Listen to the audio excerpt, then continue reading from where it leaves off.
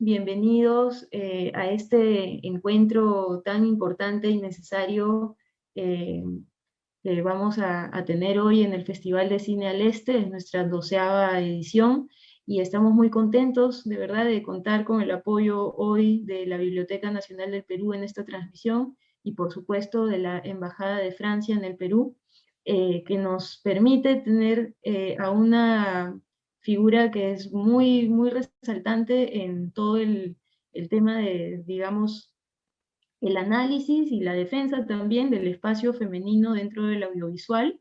Como saben, en este año el Festival al Este está poniendo un foco bastante especial alrededor de la mirada femenina, tanto desde el cine como una profesional en la industria, como también personaje, ¿no? Y también queremos precisamente poner en la mesa todos estos cuestionamientos que vamos a encontrar sobre el tema del estereotipo y los roles de la mujer a través de lo que son las historias, tanto en el cine como las series y el audiovisual en sí. Entonces, tengo hoy el placer de presentar a Iris Bray. Ella es actriz también, periodista, especialista en género, en cine y en series, y ha escrito varios libros que ya están en edición española, por ejemplo, el libro Sexo y Series, ¿no? Que todavía no estamos tan fáciles de encontrar aquí en las bibliotecas nacionales, pero que ya lo podemos pedir por internet. Y estará acompañándonos en esta charla Natalia Ames Ramello, comunicadora especializada en gestión cultural, a la que muchos conocemos también por su larga acción en la industria del cine nacional y también por sus análisis sobre estos roles femeninos en las diferentes plataformas audiovisuales. Antes de empezar, quiero agradecer a la Embajada de Francia que nos apoya arduamente en todos estos proyectos que tienen el fin pues, de traer más democracia también dentro de nuestras propias industrias. Y quiero pasar a los saludos de la señora Leticia Chirichini, eh, coordinadora de la acción cultural en la Embajada de Francia para el Perú. Pasamos a sus saludos. Estimado público que nos sigue mediante las redes sociales, buenas noches a todas y todos. Es un gran placer para mí saludar la organización de la 12ª edición del Festival de Cine al Este, que por segundo año se celebra en formato virtual, permitiendo así su llegada a todos los hogares del Perú. Desde la Embajada de Francia deseamos reafirmar nuestro incondicional apoyo a este festival que consideramos la propuesta de cine alternativo más relevante de la cartelera, ofreciendo además una ventana de la actualidad cinematográfica francesa para la audiencia peruana. Esa nueva edición que estamos gustosos de apoyar nos trae un novedoso programa con 7 largometrajes franceses, varios en coproducción. Asimismo, el Focus, Liberar la Imagen, compuesto por documentales y ficciones, nos propone una nueva temática, la sexualidad femenina, que busca generar el diálogo, la reflexión sobre un tema muchas veces considerado tabú. En ese marco, me complace saludar y agradecer de manera muy especial a la periodista y crítica de cine francesa Iris Bray. Especialista en género, en películas y series, Iris Bray nos compartirá en breves momentos su análisis sobre esa temática mediante la conferencia La mirada femenina, una revolución en las pantallas.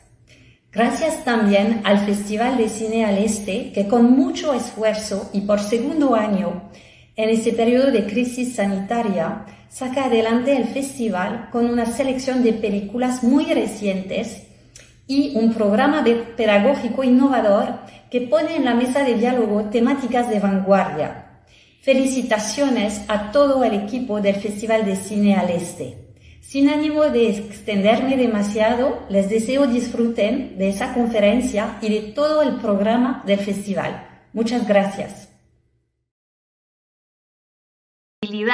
En su trabajo de visibilizar la mirada femenina en el audiovisual contemporáneo. En ese sentido, yo quisiera iniciar preguntándole a Iris algo sobre su trabajo de análisis. Ella ha trabajado la mirada femenina desde el concepto teórico propuesto por Laura Mulvey en los años 70 de la mirada masculina, que era, digamos, y sigue siendo también todavía la mirada imperante en el audiovisual contemporáneo a nivel hegemónico. Sin embargo, el concepto que trabaja Iris sobre la mirada femenina, que está ganando cada vez más espacios, tanto en el cine, pero mucho más en las series, de acuerdo a los estudios que ha realizado Iris, yo quisiera que nos cuente un poco sobre este concepto que ella realiza de manera crítica, cómo ella, desde su propia mirada femenina crítica, analiza la mirada audiovisual creadora, femenina, y cómo también Iris recientemente ha pasado también a la creación audiovisual, ¿no? Siendo directora y siendo creadora de series sobre este tema, ¿no? Muchas gracias, Iris. Merci beaucoup à vous. Merci. Gracias a todos por esta primera pregunta. Gracias por haberme invitado. Lo siento, estoy un poco cansada por el COVID. Voy a toser un poco, pero tengo suficiente energía para estar con ustedes esta noche. Para contestar a esta primera pregunta, Natalia, en realidad mi formación es universitaria, soy profesora, soy crítica, y me he dado cuenta bastante tarde en mi vida que en realidad, había aprendido a pensar sin movilizar mi cuerpo, había aprendido a ser cinéfila reconociendo imágenes, diciendo, mira, esto es un guiño a la nueva ola, esto es un guiño a otro director, algo siempre muy cerebral. Y de pronto escribí un primer libro sobre la representación de las sexualidades femeninas en las series televisivas y otra vez era un trabajo universitario muy cuadrado y tenía ganas de poner un poco más de distancia entre el tema y yo. Y luego llegué a este concepto de mirada femenina de manera muy diferente. Es decir, que por primera vez me dije a mí misma que iba a utilizar otro método. Partir de mi cuerpo para pensar en un concepto y no de mi cabeza. Porque me parece que para pensar en la mirada femenina tenía que salir de los códigos que ya conocía, tenía que salir de una tradición universitaria en la que me sentía cómoda y que tenía que ir hacia otra tradición que no conocía todavía, que era pensar en cómo las imágenes tienen un impacto sobre mi cuerpo. Y es así como empecé a trabajar sobre el corpus de mi primer libro, diciéndome cuáles son las imágenes que nos dan la impresión de estar en el cuerpo de la heroína, en la cabeza de la heroína, y ya no solo a distancia, mirando a las mujeres como bonitos objetos, pero realmente como sujetos capaces de actuar.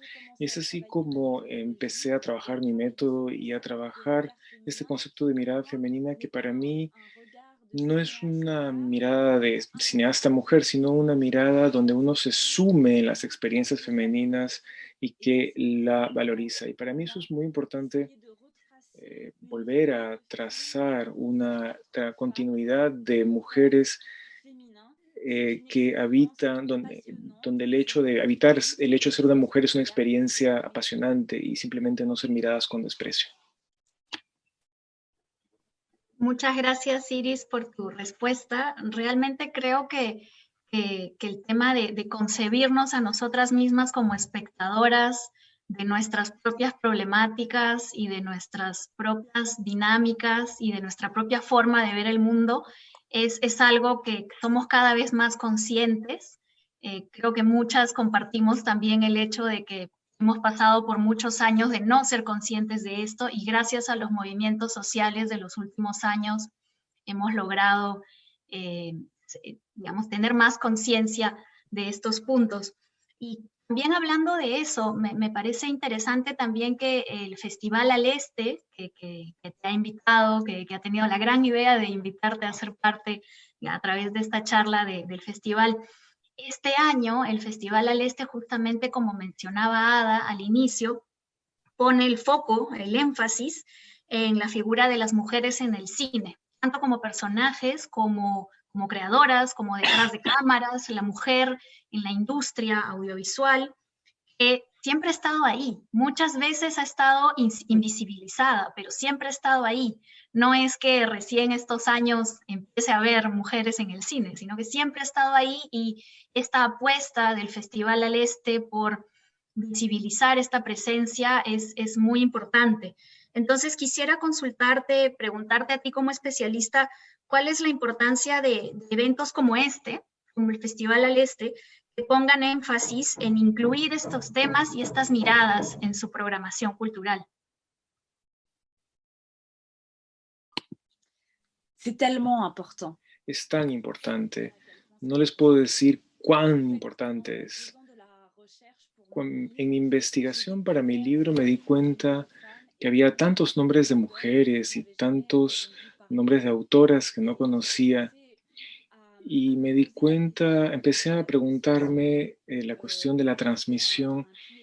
Yo hice un doctorado en NYU, en Estados Unidos, y fue en una gran universidad, en un departamento muy importante, reconocido en el mundo. Y de pronto me di cuenta que de manera sistemática los nombres de mujeres eran borrados y no eran enseñados, y que yo también, cuando empecé a enseñar en la universidad, solo enseñaba hombres, porque eran ellos los que me habían enseñado a mí. Y entonces tuve que hacer un trabajo de investigación proactiva para encontrar otros nombres de mujeres y para entender la importancia que han tenido en la historia del cine.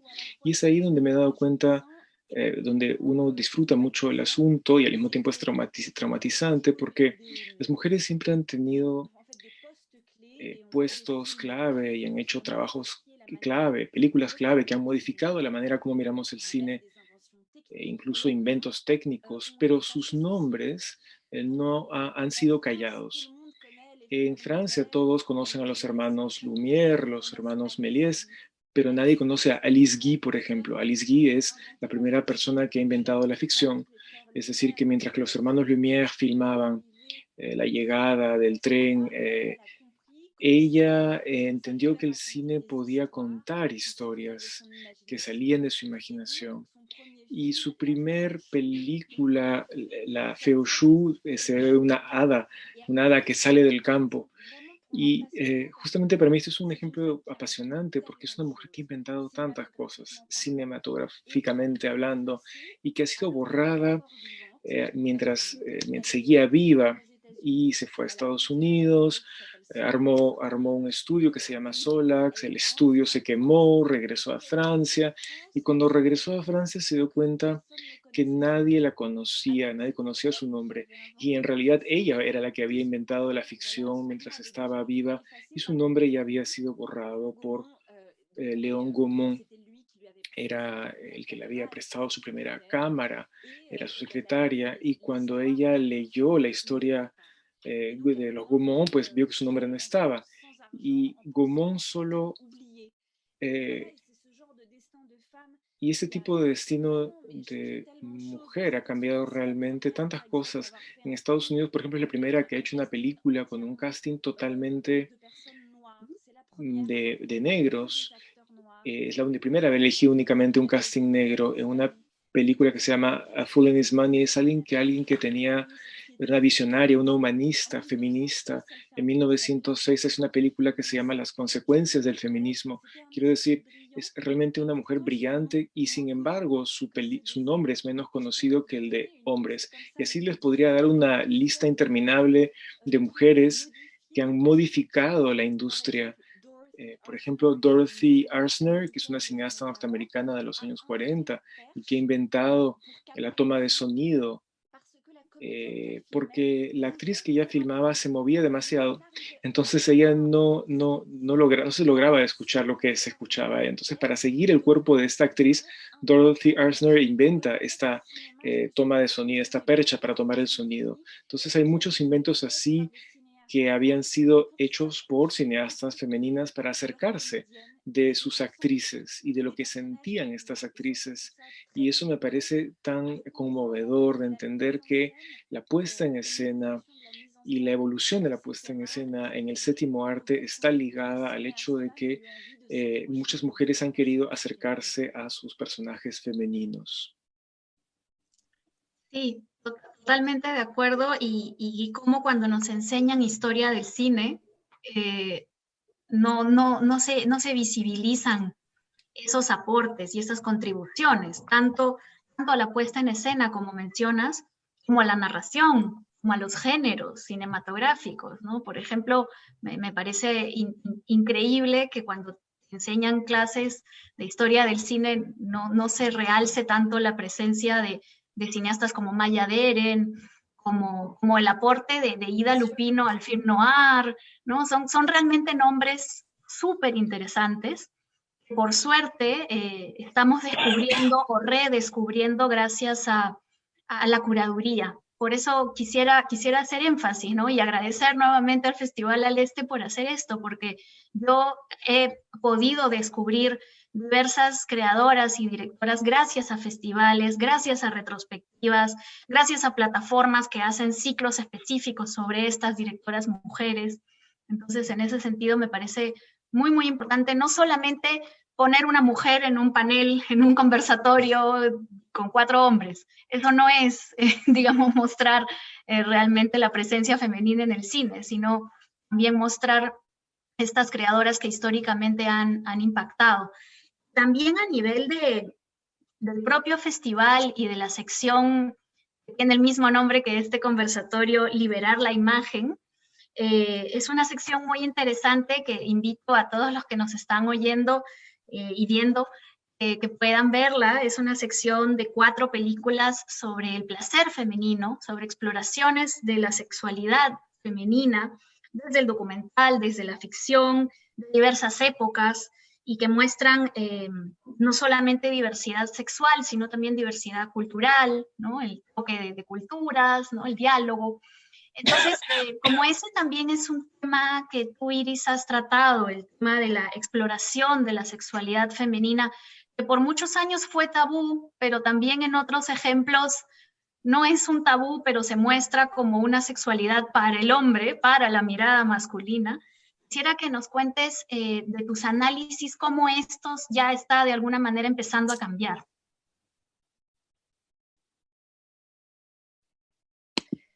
En fait, je pense que le regard, La mirada, siempre ha habido una mirada sobre las sexualidades femeninas extremadamente revolucionario y contemporáneo desde el comienzo de la creación de las imágenes. Alice Guy en 1906 muestra una mujer embarazada que disfruta poniendo objetos fálicos en su boca con mucho humor y con mucho humor. Lo que yo he intentado mostrar en mi libro La mirada femenina es que existe una sexualidad donde el placer y el erotismo podían florecer sin dominación. Y parece muy simple dicho así, pero la mayoría de las películas y de las imágenes que nos rodean y que representan sexualidades solo se ven a hombres disfrutando, dominando los cuerpos femeninos.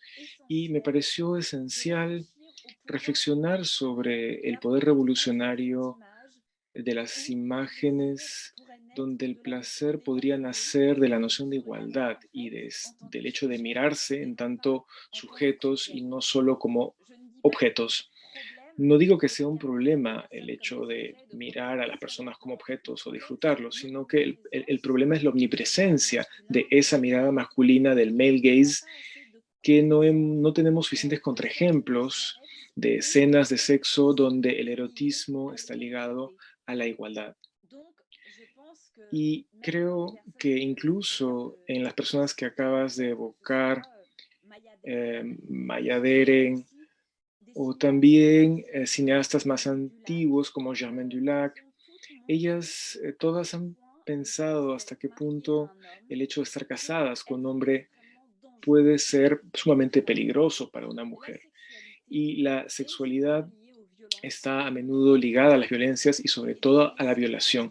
Y entonces los cineastas han creado la violación desde el punto de vista femenino, no solo como un acto erótico, sino como una violencia hecha a un cuerpo que no es percibido como un cuerpo humano, sino como un objeto. Entonces, para mí siempre ha sido muy importante analizar las representaciones de violación porque cuentan mucho de nuestras sociedades. Y creo que tenemos que poder mostrar las violencias desde el punto de vista femenino y al mismo tiempo abrir el imaginario que nos muestre sexualidades donde la cuestión de la dominación ya no forme parte de esta dinámica de cuerpo. Y lo que yo entendí es que si el primer orgasmo femenino fue mostrado en la película Éxtasis en los años 30, los orgasmos femeninos siguen siendo algo muy tabú en nuestras pantallas y sobre todo a menudo hay que ir hasta las series norteamericanas para ver personajes femeninos que se masturban, que tienen orgasmos, que entienden su cuerpo y nos damos cuenta que la educación al placer no está en los manuales de biología, no es hecha por el entorno, pero para mí pasa mucho por la televisión y por nuevas series como Sex Education en Netflix, que nos muestran personajes femeninos que aprenden a desear. Y decir que la sexualidad es un aprendizaje que también pasa por las imágenes.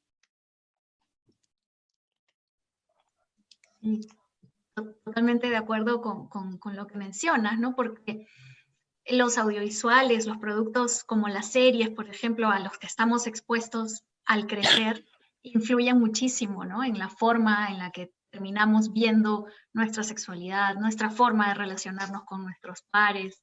Entonces sí, es muy, muy importante que haya una variedad y una diversidad de formas de relacionarnos en esos productos audiovisuales, más allá de la dominación y la violencia de un sexo por otro.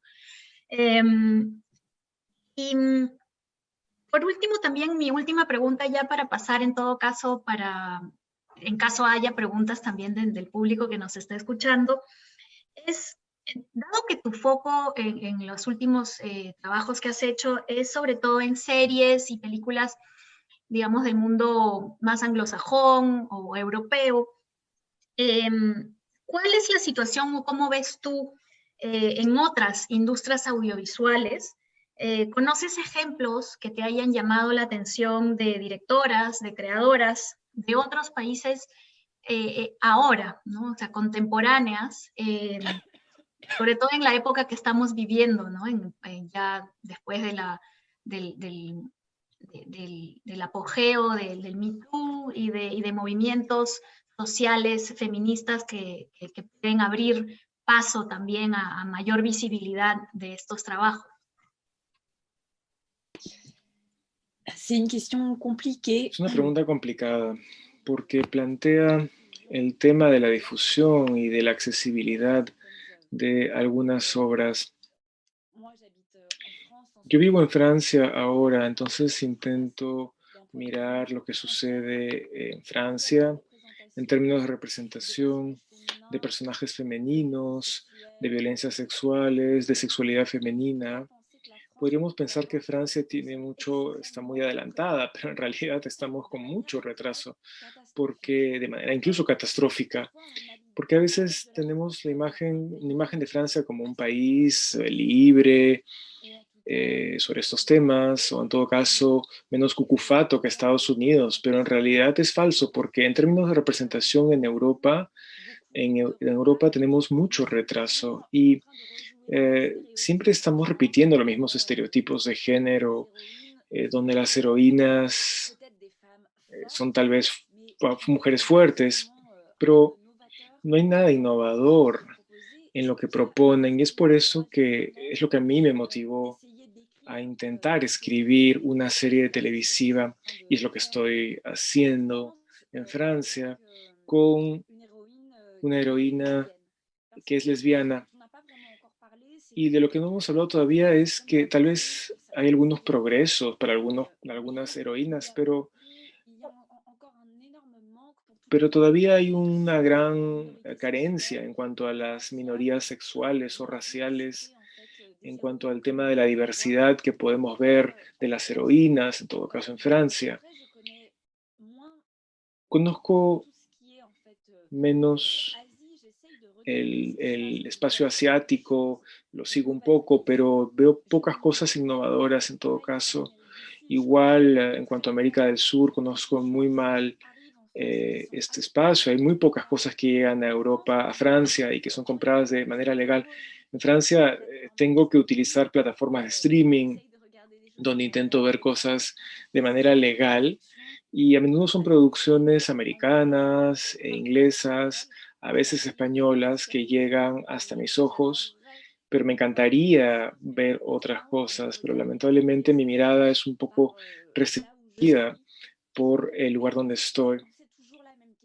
Eh, Siempre es el mismo tema porque cuando estábamos hablando de olas en la historia del cine, hablando, diciendo que las mujeres están presentes, es la misma cuestión del feminismo, es decir, siempre son las mismas personas las que son invisibilizadas cuando están vivas, y a pesar de que yo intento reescribir la historia, me doy cuenta de que también estoy invisibilizando a alguien en algún lugar, en un momento, que seguramente también está haciendo un trabajo mucho más importante que el mío, mucho más interesante que el mío.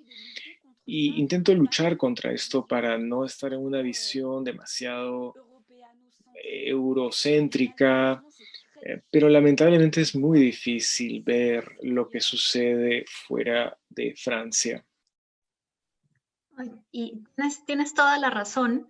El tema de la visibilización, tanto de trabajos de creadoras femeninas como de cine más allá de Hollywood, tiene tanto que ver con las dinámicas de distribución, de circulación internacional que están completamente dominadas por distribuidoras estadounidenses, sobre todo transnacionales. Entonces, es evidente que nos hace muy difícil el trabajo y justamente como docentes, como profesoras del audiovisual, como especialistas, es un trabajo que hacemos, es un trabajo que hacemos de buscar, de conocer más y sobre todo de no quedarse solamente en lo que nos muestra el catálogo de nuestra plataforma, sino de ir mucho más allá, y es un trabajo que también invitamos a los espectadores y a las espectadoras de este evento ahora con el Festival al Este y su programación, y en general vayan más allá, busquen más allá, sigan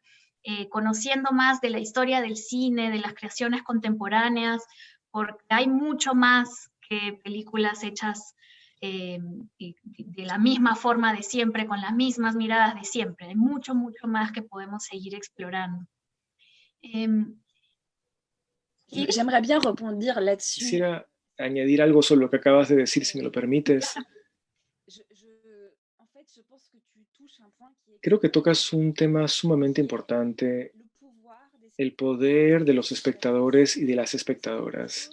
Es algo que intento siempre mostrar en mi libro, porque no somos pasivos, y si queremos producir, protagonizar una verdadera revolución audiovisual, pero también una revolución feminista, los espectadores y las espectadoras tienen que ir a ver cosas que les gustan, tienen que hacer una búsqueda y compartir. Hoy en día me parece que las redes sociales son algo positivo, porque son realmente mi herramienta personal para ir a encontrar cosas diferentes. Hay una página inglesa que se llama Another Gaze, que pone a disposición películas gratuitamente, y esta semana había gratuitamente películas de mujeres palestinas, y gracias a estas redes pues encontré esta iniciativa y descubro estas imágenes.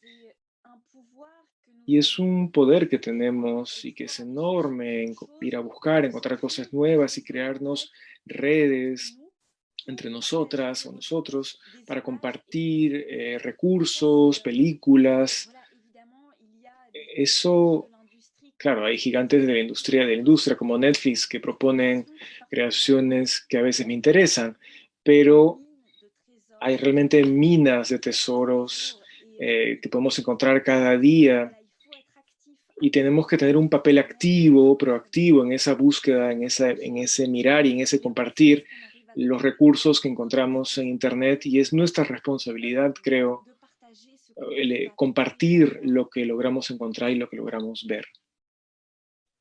Sí, sí, la responsabilidad como espectadores y espectadoras y no solamente como mencionas al buscar, sino también al mirar de una manera analítica, de una manera crítica, no solamente las películas, justamente como tú mencionas, sino las series, los productos audiovisuales a los cuales estamos expuestos todo el tiempo, ¿no? Tratar de ver ese lenguaje audiovisual, qué es lo que nos está tratando de transmitir y de qué formas, y ser críticos y críticas para poder aprender de este lenguaje que además ahora nos sobrepasa, ¿no? Hay una sobreabundancia de imágenes audiovisuales todo el tiempo y es muy, muy importante leerlas y mirarlas de manera crítica, ¿no? Si no hay ninguna pregunta del público por el momento, entonces yo quisiera hacer una ultimísima pregunta a Iris de mi parte. Al inicio, cuando comentabas sobre esta importancia de la mirada desde el cuerpo, desde la subjetividad femenina, de las reacciones que te da el ser mujer y el ver como espectadora mujer estos productos audiovisuales. ¿Podrías dar quizás algún consejo, alguna recomendación a las espectadoras que en este momento quieren aprender un poco más de cómo desarrollar esta mirada?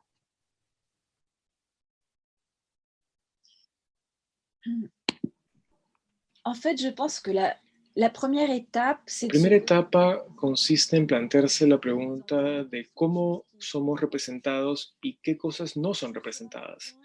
Me di cuenta que las mujeres que tenían sus reglas no son representadas. Las mujeres que están en la menopausia no son representadas. Las mujeres que se masturban no son representadas. Las mujeres que tienen miedo regresando a su casa de noche no son representadas. La violación desde el punto de vista femenino no es representado. Todas esas experiencias que están ligadas al cuerpo biológico, pero también al cuerpo social, es decir, como una mujer vive en el espacio público, un cuerpo que atraviesa una ciudad en la noche, un cuerpo que conduce, cuerpos que están en acción, todos esos cuerpos no están suficientemente representados.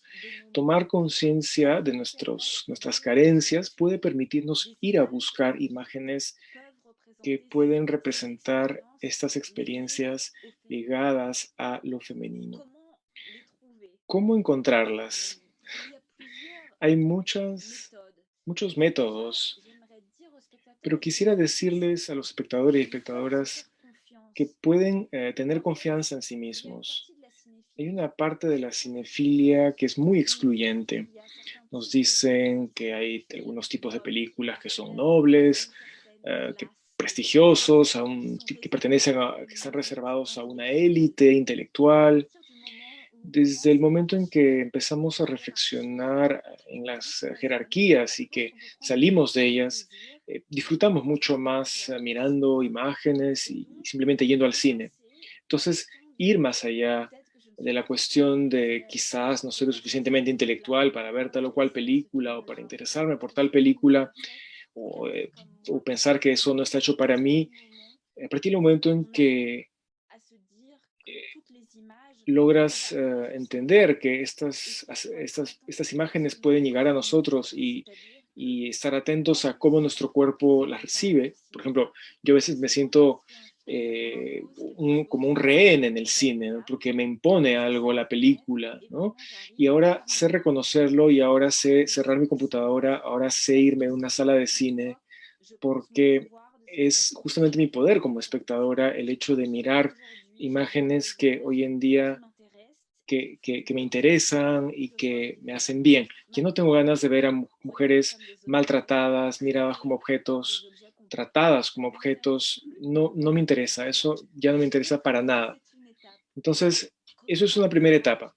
cómo mirar las imágenes que nos interesan. Me da la impresión que su festival está siendo un festival de curaduría muy importante y enorme. Entonces, tener confianza en las personas que intentan abrir nuestra mirada y luego, por supuesto, no sé qué hay no sé qué hay de disponible en el Perú de manera legal, entonces no les puedo decir qué hay en tal o cual plataforma, pero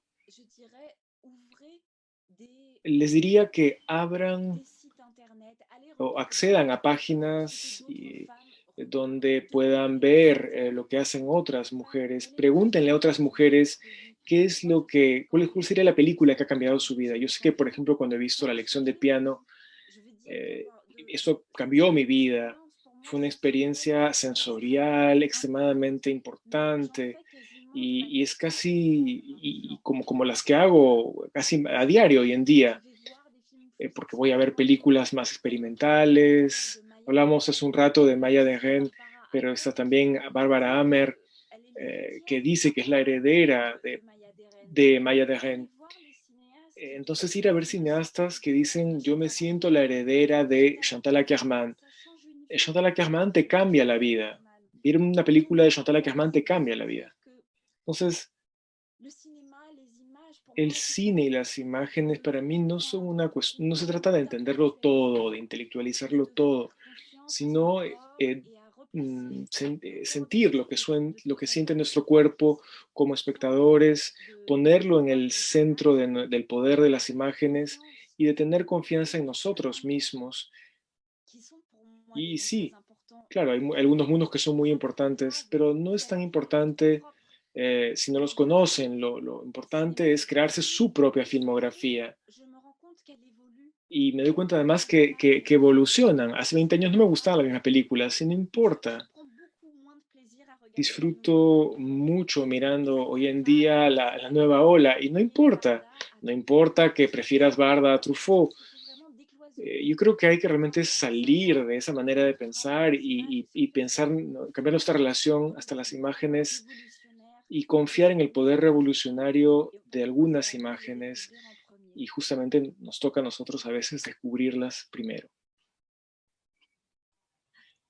Muchas gracias, Iris. Sí, creo que el ir construyendo nuestro propio canon personal es un gran paso para poder conocernos a nosotros y a nuestras miradas y sobre todo seguir disfrutando de esta cinefilia que tenemos y que compartimos. Hay dos preguntas. Hay una que trataste un poco en el tema de cómo se están aplicando de alguna manera mecanismos para la inclusión de la mujer en la industria cinematográfica. Mencionaste, por ejemplo, que en la industria de Estados Unidos hay algunos mecanismos que se están implementando, por ejemplo, a través de pedidos de cuotas, ¿no? Y consultan si en todo caso en las plataformas independientes hay más énfasis en incluir a digamos, obras de mujeres. Esa es una pregunta. Si quieres te doy paso para que nos la respondas. Oui, alors, moi je suis extrêmement favorable aux quotas. Yo estoy muy favorable a la cuestión de las cuotas. Estoy muy a favor. Me parece que tenemos que usar cuotas si queremos apuntar a una mayor paridad. Miren, estas son las estadísticas en Francia y en Europa. Estamos a 50% de estudiantes que son estudiantes en las escuelas de cine que quieren volverse directoras. Eso significa que en Europa 50% de la clase son mujeres que quieren convertirse en directoras. En Francia solo hay 23% que van a lograr hacer un primer largometraje. Y mientras más pasa el tiempo, cada vez hay menos mujeres. Hay muchas que hacen muy pocas que hacen 3 películas. Hay problemas personales, pero sobre todo sistémicos, que impiden que las mujeres lleguen a realizar sus películas, sobre todo con presupuestos menos importantes.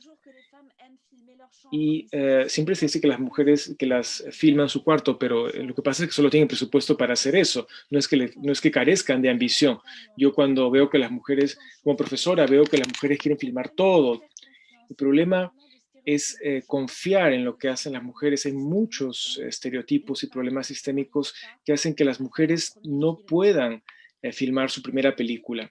En Estados Unidos es todavía peor porque hablamos de 10% de mujeres que se convierten en directoras.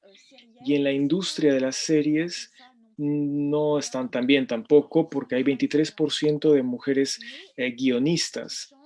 Pero lo que cambia en Estados Unidos es que hay algunas personas que toman decisiones que son patrones de cadenas.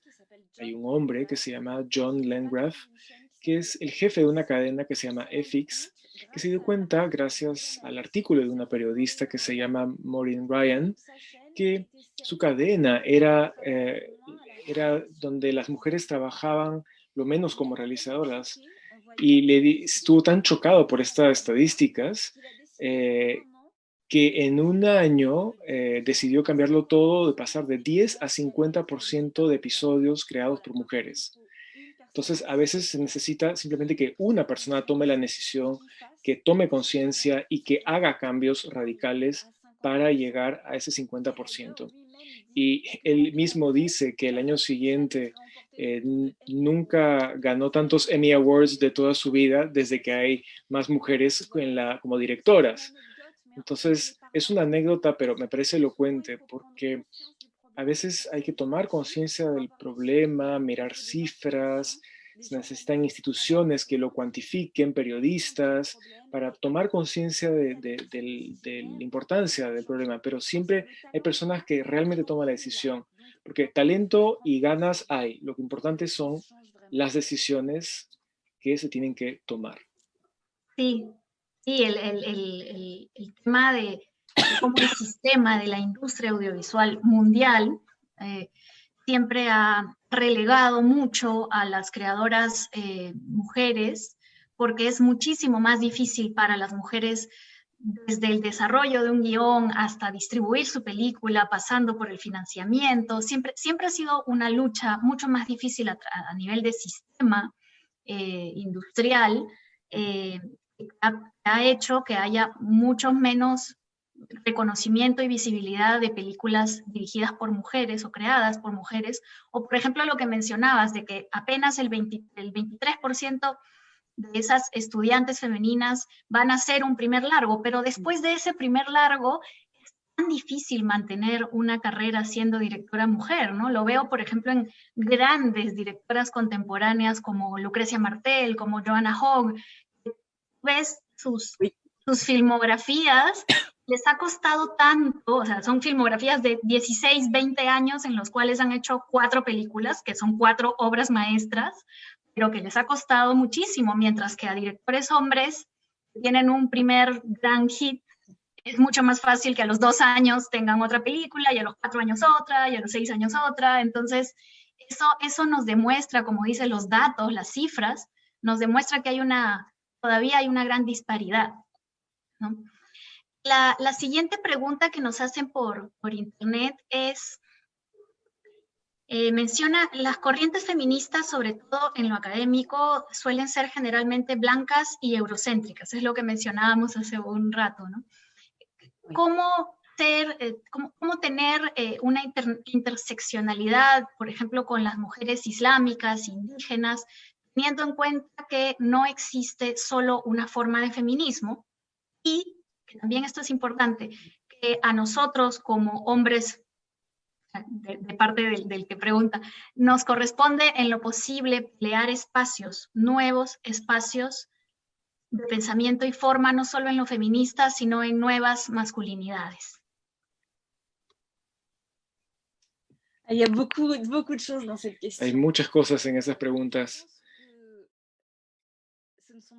Creo que no le toca a los hombres crear los espacios feministas. Creo que las mujeres lo hacen muy bien. Creo que es necesario, en todo caso, espacios que no sean mixtos para pensar en algunos temas.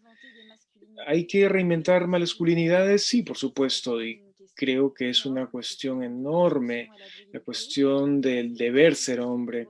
Y también es un tema de representación. Creo que hay mucho por hacer y por deshacer en el tema de lo que significa ser hombre hoy en un espacio cultural. Pero es casi una cuestión anexa, porque claro, hay puentes que se deben hacer entre las representaciones y los estereotipos de género masculinos y femeninos, pero la condición de las mujeres y su representación es tan catastrófica que para mí la urgencia como investigadora es intentar mostrar el trabajo de estas mujeres, porque como lo decíamos, incluso cuando son cineastas sumamente reconocidas, solo hacen 4 películas, entonces hay toda una cadena entre la primera vez que una mujer es directora para llegar hasta las recompensas. ¿Quiénes son las personas que están en los libros? ¿Quiénes son las personas que son enseñadas? Esta invisibilización tiene una perspectiva de género y borra sistemáticamente a las mujeres. Entonces, me parece muy importante trabajar en la rehabilitación de estas mujeres. Y cuando trabajamos sobre este darles importancia, es importante la interseccionalidad, porque justamente muchas mujeres se mantienen en ese espacio invisible. Entonces, ¿cómo hacer para que ese trabajo de memoria sea inclusivo? Yo creo que siempre lo importante es tomar conciencia de nuestros propios reflejos de discriminación. Es decir, abarca muchos temas, incluso la manera como nos organizamos como feministas, el hecho de mirar quién nos rodea, quiénes no están en la sala de cine también y por qué no están, ¿no? Tal vez no han recibido la información, tal vez no se sienten bienvenidas. ¿Cómo hacer para que la sala de cine se convierta en un espacio inclusivo? Esta es una cuestión que debemos realmente plantearnos en cuanto a las salas, en cuanto a los salones, las aulas, pero también cuando uno es militante, como yo. Entonces, este es realmente un trabajo diario.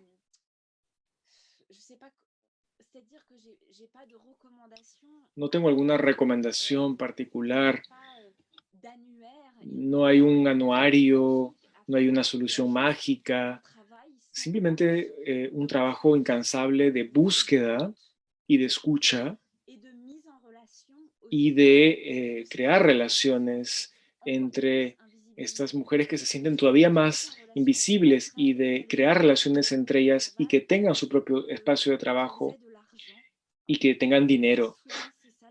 Porque a menudo ese es el problema. ¿Dónde está el dinero? ¿Y a quién le dan el dinero? Porque como mujer burguesa blanca, tener conciencia de mi nivel de privilegio. Yo intento hacer eso a mi escala, pero seguramente no es suficiente. Es decir, intentar abrir los ojos sobre las desigualdades que están dentro incluso de nuestras luchas.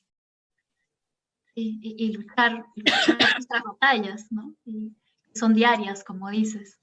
Sí, efectivamente. ¿Puedo hacer una última pregunta que nos mandan del público ya para cerrar? La última pregunta nos consultan sobre la representación femenina y la representación de minorías en general tiende a ser usada y mercantilizada por las empresas para su imagen de marca. ¿Cómo podemos reforzar la presencia de las mujeres en el cine y el cine feminista sin caer en lo comercial?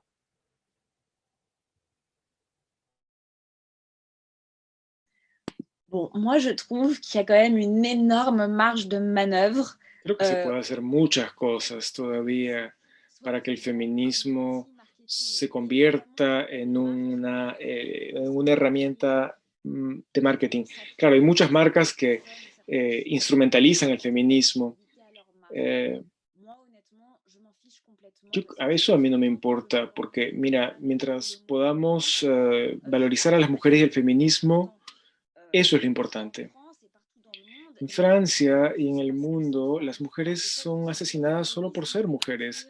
El hecho de decir que eres feminista puede hacer que te maten. Entonces, yo estoy a favor de la democratización y de la valorización de esta palabra. Si algunas marcas quieren lucrar con esto, mira, ese es el problema del capitalismo y nunca lo vamos a resolver. Todo esto está imbricado. Pero mientras más valorizamos el trabajo de las mujeres y su nombre es mejor. Lo importante es no caer en esa tendencia capitalista. En inglés se dice to hold accountable, hacer que la gente sea responsable, que se responsabilice. Es lo que hago yo con marcas en Francia o con organizaciones, es pedirles en qué medida son responsables y qué hacen con su dinero, plantearles preguntas simples. Los periodistas luchan tanto por este tipo de temas, al menos en Francia. Tenemos un verdadero periodismo de investigación que plantea preguntas importantes y que intentan cambiar las cosas que tienen que ver con el lenguaje. Por ejemplo, el término feminicidio no era utilizado hace algunos años y ahora empieza a serlo. Entonces, si algunas marcas hacen un poco de lavado feminista, lo importante, está bien, lo importante es que evolucionen los términos y que los medios de comunicación puedan visibilizar esta lucha para llegar a públicos que antes no lo veían. Eso es una primera etapa. Entonces, bueno, si alguien se siente feminista porque una marca hizo bien su trabajo, tanto mejor, ¿no? Porque tal vez eso la llevará a ver algunas cineastas como Maya Deren o como Barbara Hammer o de Jane Campion o I Made For You. Una serie de películas. Si esas marcas pueden hacer que el público llegue a numerosas cineastas, pues digamos que ya habremos logrado nuestro cometido. Así es.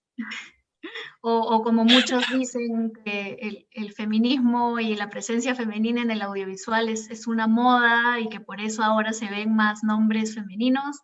Bueno, si es así, bueno, porque ya era hora. Y ojalá que se quede ahí.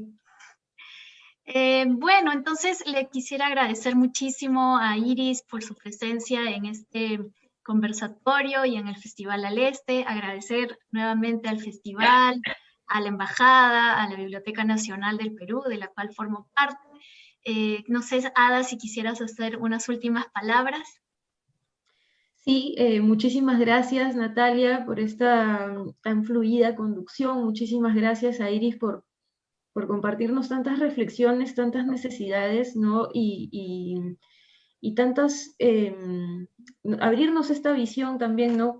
Tanto como usuarios, como consumidores también de imágenes, de películas, de series, y como gestores, ¿no? De lo que estamos ahora promoviendo. Y bueno, agradecer al público también que se ha conectado, los que no han llegado a conectarse, por favor, y los que se han conectado, recomienden este video porque me parece que es uno de los conversatorios más necesarios que estamos teniendo en varios tiempos, a nivel de lo que nos toca como mujeres, y sobre todo, ¿no? Como bien lo ha planteado Iris y Natalia, como lo vivimos, creo, a diario, somos nosotras que tenemos que crear estas redes y estos espacios y entonces difundamos. Yo les quiero invitar a todos, también nuestros espectadores, que nos acompañan hoy, a seguir también todos los eventos que vamos a tener en el festival y a seguir sobre todo este foco de liberar la mirada que tenemos presente en elecran.com y también a seguirnos en las masterclass que vienen con dos directoras que han salido adelante con bastante empuje, ¿no? Como Malgorzata Shumowska y Jessica Hausner, de quien también vemos una selección de su obra en elecran.com para que vayamos descubriendo cada vez más directoras que tienen una visión totalmente rica del cine y de la imagen.